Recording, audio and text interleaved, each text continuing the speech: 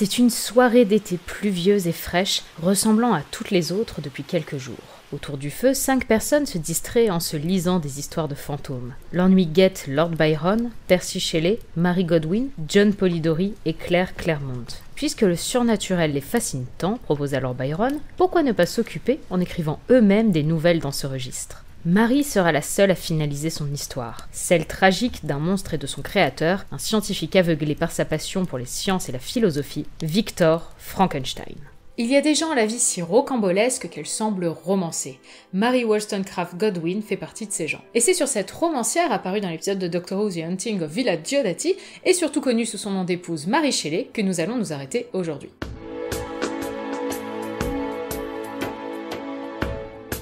Remontons un peu le temps pour découvrir Mary Wollstonecraft, philosophe et féministe de la fin du XVIIIe siècle. Elle est particulièrement connue pour son essai Défense des droits des femmes, qui explique que, contrairement aux idées reçues, les femmes ne sont pas inférieures aux hommes. La seule raison pour laquelle on pourrait croire qu'elles sont moins intelligentes et moins rationnelles, c'est tout simplement parce qu'on ne leur donne pas autant d'éducation qu'aux hommes, et du coup elles ne peuvent pas vraiment développer un esprit critique. Mary Wollstonecraft mène une vie peu conforme à ce que la société attend d'une jeune femme de cette époque. Elle aura une première fille, Fanny, avant d'épouser l'écrivain William Godwin, philosophe naturaliste et un des pères de ce qui deviendra la pensée anarchiste. De leur union naquit Mary Wollstonecraft Godwin en 1797. Mais sa mère ne se remit pas de son accouchement, décédant peu après, et c'est son père qui va se charger de l'éducation de Mary. Il essaye de coller au plus aux principes qui tenaient à cœur à feu sa femme, sauf que nous sommes au début du 19e siècle. Autant vous dire que ce ne fut pas aussi simple qu'il l'espérait. Mary reçut tout de même une éducation très en avance sur son temps pour une femme, à base de latin, de grec et de nombreuses lectures. William Godwin ayant une solide réputation, Mary vit également entourée de nombreux invités prestigieux, des poètes surtout, tels Wordsworth ou Coleridge. Mais la réputation ne fait pas tout, William Godwin est endetté et débordé par le fait de devoir s'occuper de Mary et de Fanny.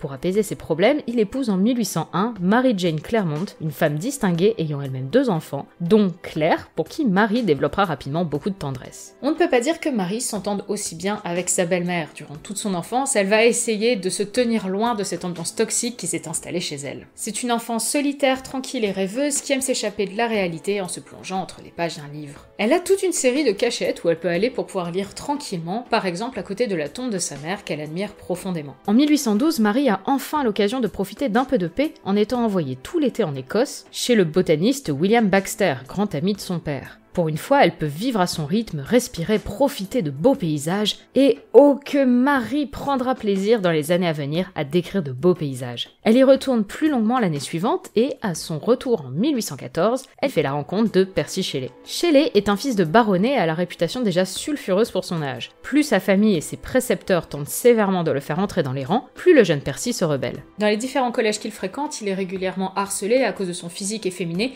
mais également de ses passions pour la poésie, la chimie et l'occultisme. Son athéisme sera particulièrement mal vu, lui valant un renvoi d'Oxford aux grandes dames de sa famille, avec qui à partir de là il va entretenir des relations plutôt houleuses. Et compter un athée parmi ses proches à l'époque, c'est déjà quelque chose, donc en plus quand celui-ci décide de s'enfuir avec une jeune bourgeoise nommée Harriet Westbrook pour aller l'épouser en secret quelques jours plus tard, forcément ça ne passe pas très bien. C'est la goutte d'eau pour sa famille qui décide de lui tourner le dos, espérant ainsi protéger le peu de réputation qu'il leur reste et qui n'a pas été entaché par leur fils. Suite à ces événements, Shelley est devenu un poète romantique, un philosophe radical, fasciné par les essais de William Godwin. Les deux hommes ont donc conclu un marché. Shelley éponge les dettes de Godwin, et Godwin le prend sous son aile. Shelley représente le poète romantique par excellence. Sensible, volage, charmeur et rêveur. Il a 22 ans, Mary 17. Il est marié, mais Mary s'en fiche, leur romance est pour elle plus importante que des considérations maritales. Son père ne partage pas du tout son point de vue, tout particulièrement depuis qu'il sait que la famille Shelley, qui désapprouve les mœurs de Percy,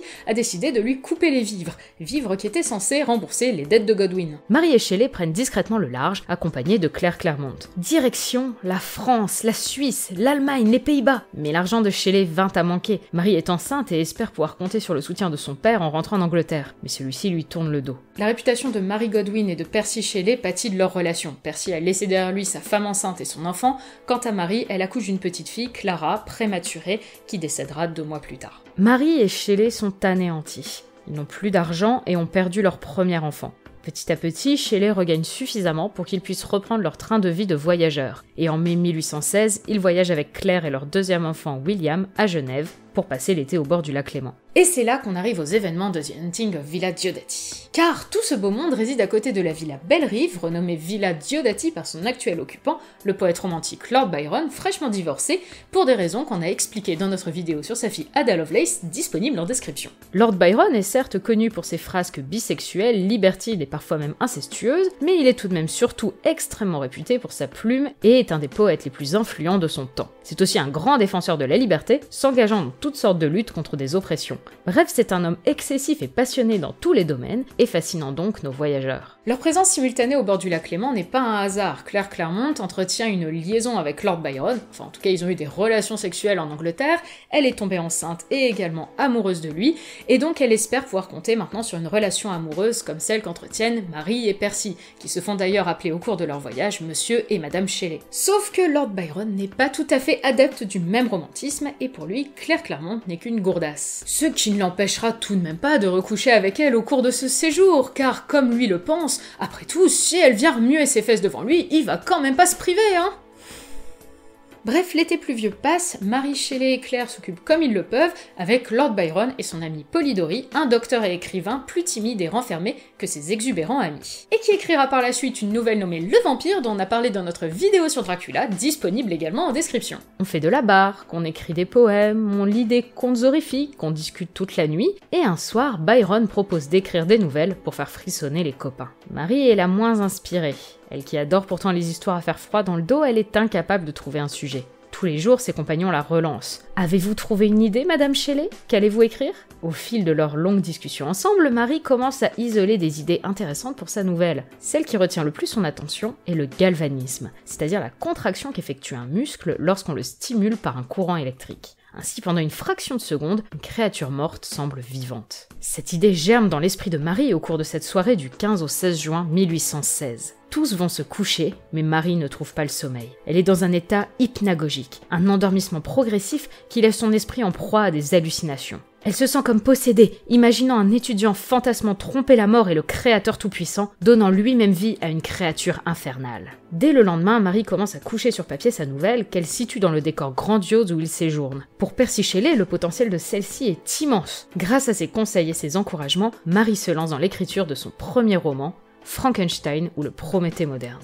L'été 1816 touche à sa fin et nos compagnons retournent donc en Angleterre, tâchant tant bien que mal de cacher la grossesse de Claire. Dans le même temps, Marie s'inquiète pour sa demi-sœur Fanny, et a raison puisqu'elle se suicidera quelques semaines plus tard. 2 mois après, c'est Harriet, la femme de Percy, qui décide de se jeter dans un lac londonien pour en finir avec la vie. Pour étouffer tout scandale et essayer de renouer du lien avec leurs familles respectives, Marie épouse Percy Shelley 3 semaines plus tard. 1817 sera une année productive pour la nouvelle Madame Shelley. Elle finit d'écrire Frankenstein, qu'elle cherche à publier en vain sous son nom, mais arrive cependant à publier conjointement avec son mari le récit de leurs 2 voyages européens sous le titre History of a 6 Weeks Tour. Un récit que j'ai trouvé peu palpitant en soi, mais assez intéressant à lire en parallèle de Frankenstein, puisqu'on y retrouve des descriptions semblables de lieux ayant marqué profondément Marie Shelley. Début 1817, elle consent à publier Frankenstein anonymement, ne pouvant absolument pas savoir que des décennies plus tard, ce roman serait considéré comme le tout premier roman de science-fiction. Frankenstein n'est pas qu'une histoire horrifique s'inscrivant dans la lignée des romans gothiques. C'est aussi un roman philosophique relevant des interrogations scientifiques les plus intéressantes. De quel droit peut-on accorder la vie et la mort à un autre être ?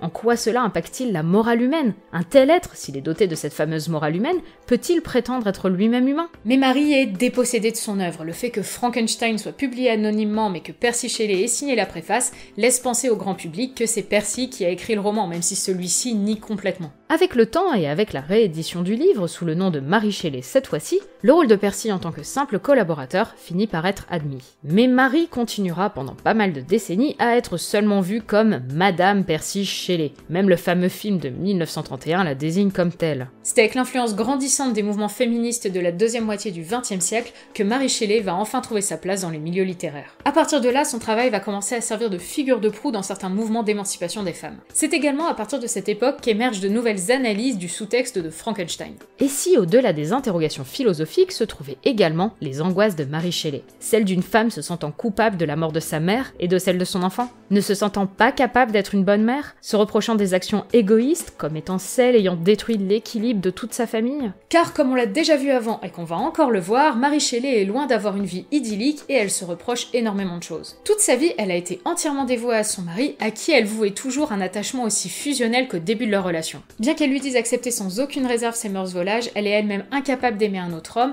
et elle restera toujours jalouse de la relation qu'il entretient avec sa belle-sœur Claire. Suite à la publication de Frankenstein, il déménage en Italie, mais la vie des Shelley n'y est pas plus douce. En 1818, leur troisième enfant, Clara, décède à l'âge d'1 an, suivi l'année suivante de William à l'âge de 3 ans. Marie sombre dans la dépression et elle ne se remettra jamais totalement de la mort de ses enfants, et Percy se noie dans le désespoir, incapable de trouver comment redonner goût à la vie à sa femme. Quelques mois après le décès de William, apparaît une lueur d'espoir. Marie donne naissance à Percy Florence, son 4e enfant, le seul qui lui survivra et qui sera pour elle sa bouée de sauvetage. La famille Shelley va de nouveau de l'avant, jusqu'à un tragique naufrage en 1822, durant lequel Percy Shelley perd la vie. Lorsque son corps fut retrouvé, afin de respecter les traditions antiques qu'il adorait, il fut décidé de l'incinérer sur la plage, en présence de son ami Lord Byron. Mary Shelley n'a plus rien à espérer de l'Italie, elle décide donc de retourner en Angleterre et de se plonger corps et âme dans l'écriture. Elle publie de nombreux romans durant une quinzaine d'années, dont Le Dernier Homme, un roman d'anticipation narré par une femme ressemblant étrangement à Mary Shelley